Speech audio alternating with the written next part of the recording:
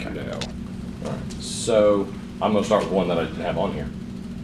Over the last 10 years, kind of give me a little bit of a sense of what your involvement with the community in this capacity. What's it like to be a part of the chamber and sharing this information for a decade now? It's amazing when you look back on it, that 10 years have gone by. And it's amazing what's happened to the community and the economy since that time. When I first started doing this in 2009, this was a really bad time for the economy. We were in the middle of the Great Recession, and things were not looking good at all. And so part of that is helping people understand that this too shall pass. It may take a while, but this too shall pass. Now, the economy in North Carolina, the nation, and in Greenville has been going up at a pretty nice clip for approaching 10 years.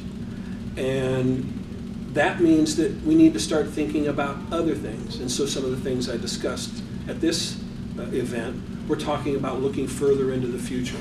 But back when this started in 2009, it's what's going to happen tomorrow. Right. Yeah. So one of the things, let me ask you this.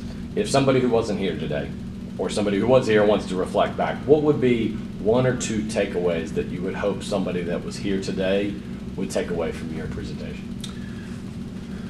I think the takeaways are that 2018 is going to be fine.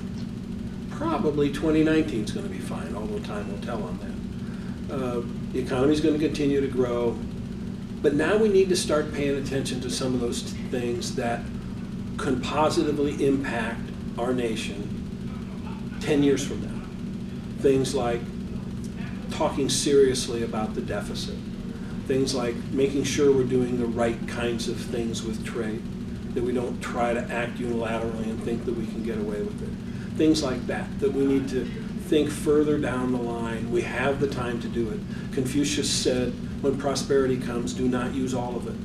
We have a tendency to use all of it. Now's the time that we need to stop using all of it. I love that, by the way. One of the things you talked about was the rural-urban divide. And so people in this area in Greenville, a suburban area, surrounded by rural, hopefully are going to walk out of here thinking my business, my company can do X. What is that X? What should companies be doing now as they're forecasting next year, 3 years, 5 years? What kind of conversations should they be having internally in their business? Internally, they need to evaluate what they're doing, what they're selling, what their market is. Is their market Greenville and Pitt County, or is there a market beyond?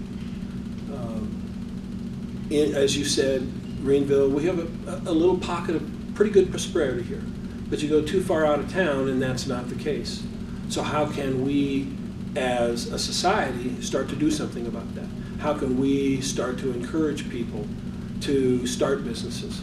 I had a slide that talked about the biggest growth in jobs, 7 million people since 2005 in businesses with less than 50 employees. How do we encourage businesses, small businesses, to start, to add 1 or 2 or 5 or 10 jobs in Greenville, outside of Greenville? We are not an island, and we need to think about those areas outside of Greenville as much as we need to think about inside. Connecting to that, the Pitt Community College, ECU, and Rural Prosperity, what has been successful with what they're doing going after those 5, 10, building up and making it so that when we do get those graduates, that they can have the opportunity to stay here? What's ECU doing so well? I think the thing that ECU does the best is it graduates students that are employable and that want to work hard. We create some jobs ourselves just because we employ people, but we're not the direct driver of that company that wants to start up downtown Greenville, uptown Greenville. There's a number of small businesses that have started up. Smash Waffles, great example. It'll employ 10 people.